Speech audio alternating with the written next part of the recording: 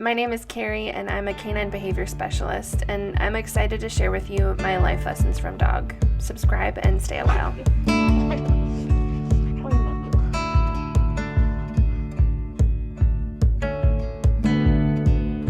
It took 13 hours and about 700 miles, but we got 13 dogs on their way home to a new forever today.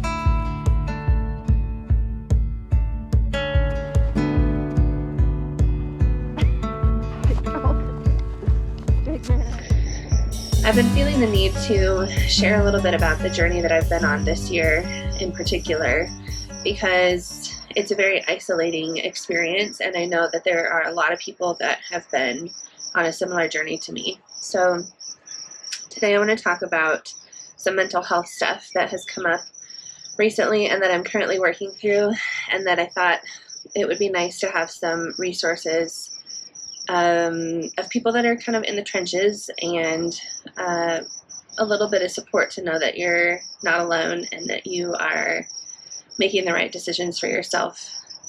I am not a stranger to therapy. In fact, I've been seeing my therapist for the last 6 years or so, and I've completely changed my life because of it and become a completely different person and grown and developed into this really amazing woman that I'm honestly really proud of at this point. That feels so strange to say. But 4 months ago, I had what's called a vertebral artery dissection, which is essentially a tear in an artery that supplies the blood flow to your brain. And I ended up having a stroke because of it. And that's really rattled everything for me and changed a lot. And it's brought up a lot of PTSD-like symptoms that have been really difficult for me to work through and deal with.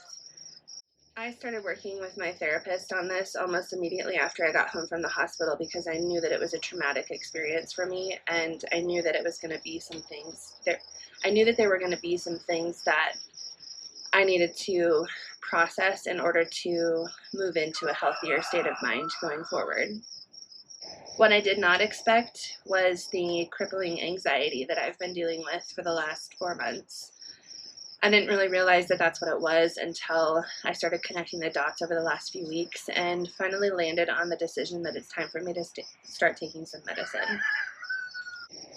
Now, for me, I have resisted the thought of taking medication for depression because it's been relatively well managed, and I've learned how to cope and how to notice when I'm dropping into a depressive state, and how to also stop myself from going any deeper and kind of bring myself out of it. So I've been able to avoid it with therapy, but what I'm finding now is that my anxiety is way more crippling than the depression that I've dealt with in the past. And I think it's time for me to start taking medication. And when I tell you that I have a lot of feelings about that, I am not exaggerating.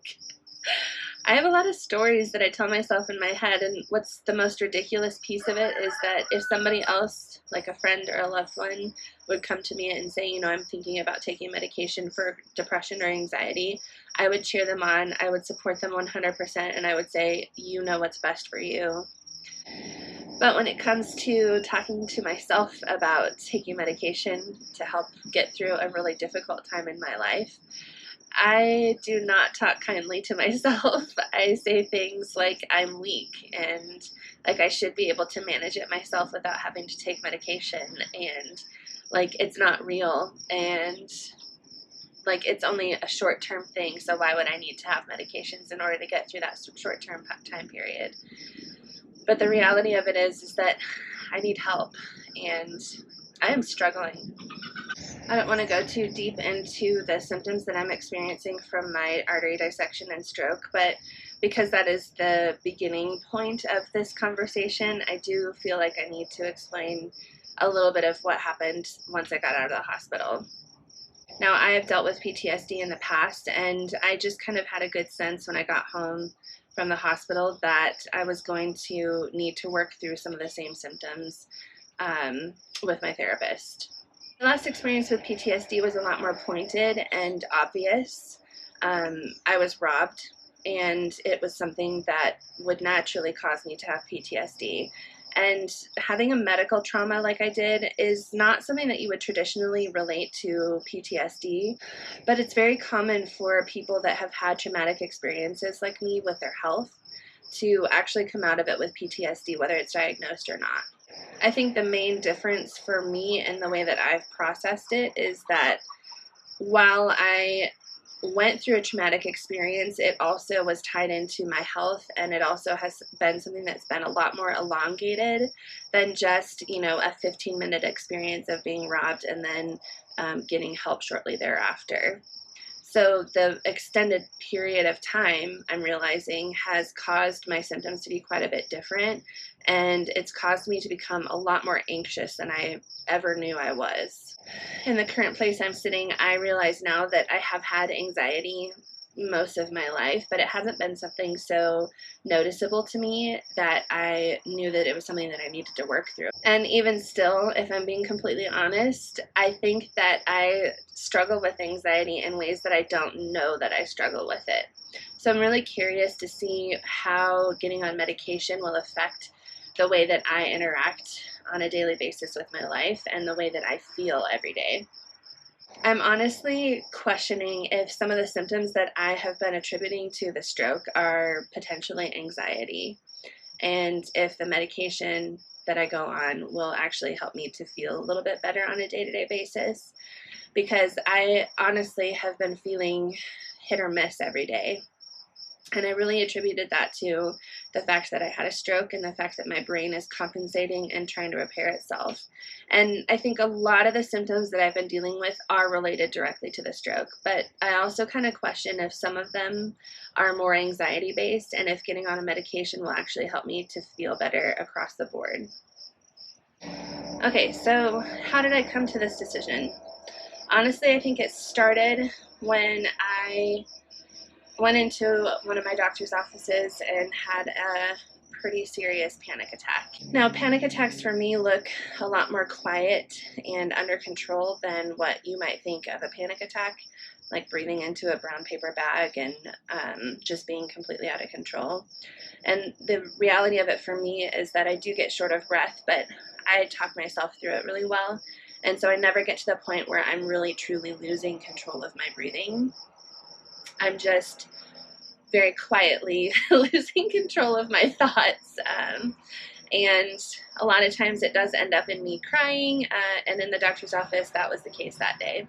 And that day was loaded for me because it was a 2 doctor's appointments day. The first one was my primary care physician, which I had been in several times since the stroke, but each time kind of added a little layer of anxiety to it because we weren't exactly getting the answers that I wanted, and we weren't getting the progress that I was hoping for. But then also on top of that, I still hadn't seen a neurologist after I was out of the hospital, and I was still dealing with a lot of neurologic symptoms that needed help.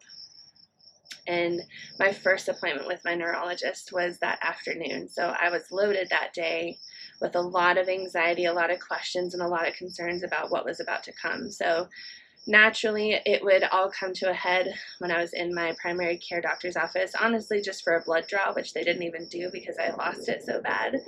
But I walked out with a prescription for an anxiety medication, and then I started thinking heavily about whether or not it was the right decision for me to take it. I hated having that panic attack in the doctor's office, but honestly, it was exactly what I needed because it caused me to start to reflect on a lot of other symptoms that I was having and to really start to get serious about how anxious I was feeling and how much it was affecting my day-to-day business. Ironically, the neurologist appointment later that afternoon calmed me down so much because I finally had some answers about symptoms and about how we were going to start to treat my symptoms instead of trying to treat the fact that I had a vertebral artery dissection, because there's not really anything that you can be doing to treat the vertebral artery dissection, nor is there anything that you can do to really treat the stroke. You can work on therapy stuff to try to get through and rebuild those connections well, but there's not any medication that you can take other than preventatives to stop it from happening again. It's been well over a month now, and I've gone back and forth, and I've talked really negatively to myself about it. I've spoken with my therapist. I've spoken in depth about it with my neurologist and also with my primary care physician, and I've been resistant. I think what caused me to finally come to the decision that I was ready for medication was when I went in for my repeat scan to see how my vertebral artery was healing, and I experienced a really triggering day. I was actually quite calm that morning, but I had to go to the hospital that I was hospitalized in order to have the scan done. And I felt pretty good walking in, but as the day progressed and as I got closer to having the scan, and even as I was walking out of the scan, I was so triggered that I completely lost it even before I made it out of the hospital. I was crying for the rest of the day, and I was in a total state of panic and flashbacks for a good solid 3 days afterwards. And honestly, I don't know if I were on medication, if I would have had a better experience or if I would have not been triggered at all. I kind of doubt that because that's not really how PTSD works. But I do question if I would have been able to handle it better than I did. I really shut down and I really struggled. And I had some really intrusive thoughts that I have not really had in a long time before. At this point in time, I'm still really just beginning to navigate this process of understanding anxiety and how it can affect me. And so I only have a short list of symptoms, so to speak, that I recognize as anxiety now. One of these symptoms I've actually had for quite some time, and I just never really connected the dots because it didn't feel out of control or what I would traditionally label as anxiety, but it is a shortness of breath. And for me, it's more just that I feel not satiated with my deep breath. And when I'm really experiencing it, I can't, no matter how hard I try, I cannot get that full, deep, and satisfying breath in. And I try to yawn and I try to work it out, but for whatever reason, I just can't quite get it there. And if I had to speculate, I would say that's probably what most people that have full, true panic attacks feel like leading into when they lose control of their breath. But for whatever reason, I am able to manage my mind when this happens, and I can just acknowledge it as being annoying. And then after a while, it passes. But I don't ever have like intrusive thoughts or real acknowledgement of the fact that I might be having a panic attack when it's happening. It's usually after, and quite honestly, it's only in the last few weeks that I've realized that that's probably a good indicator that I'm having a panic attack. And honestly, the only other main symptom that I have really been able to label as anxiety at this point is that I have a pain or stiffness right in this area that wraps around towards the front, and it's only on the one side. And for a long time, I labeled that phantom gallbladder pain. If you've ever had gallbladder pain, you'll understand what I'm saying. But I think it really is anxiety at this point, because as of late, I've been having it more and more, and I don't ever have any explanation for, oh, I had something in particular that would upset my gallbladder, so to speak, if I still had one. So it's something that doesn't really have an explanation, and I get the same type of feeling or thoughts whenever I'm having the shortness of breath issue. And if I'm being honest, I consider myself a pretty self-aware person, especially with the work that I've been doing in therapy. And so it's quite frustrating to me that I don't really have intrusive thoughts when I'm having an anxiety attack. And I don't know how common that is across people that deal with anxiety, but I know for me, I would write it off and say I'm not having a panic attack or I'm not having anxiety because I don't have the thoughts that go along with it. And I've had that before. I've had one real panic attack, I would say, in the past, and it was in the middle of the night. I woke up from a dead sleep, and I felt like I was going to die for some reason, some unknown reason, and I had to write out my in case of emergency plans for my dogs before I could relax and settle myself down. And I would characterize that as an actual panic attack, but that's the first time that I have ever felt that, and honestly, that was years ago at this point. So for me, it's very weird that I now can confidently say that I deal with anxiety and panic attacks on a regular basis, but I don't fit the mold, so to speak. So that's part of the reason why I want to start to expose some of this, is because I'm confident that there are other people out there that deal with the same type of things as me, but they don't necessarily connect the dots to know that they're dealing with anxiety or panic attacks.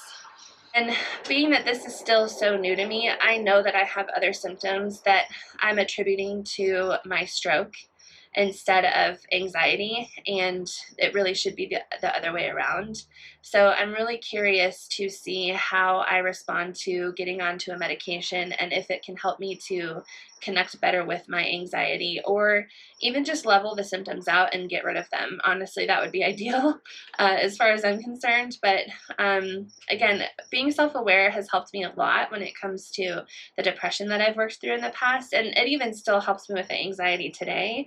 But I just need help taking that edge off, which in the research that I've done and the professional advice that I've sought out, that's kind of what the medication is supposed to do, is just to kind of help take the edge off and level things out and make it a little bit easier to get through the day. My primary care physician is the one that prescribes me my medication, and he decided that Lexapro would be the best one to start with for several reasons, but I'm taking my first dose this evening, and it takes a while for it to set up in your system and to really take effect. So we have an appointment scheduled for 4 weeks from now where we'll discuss how things are going and figure out if I need a higher dosage or if we need to try a different medication, because there are several on the market that would be good options for me.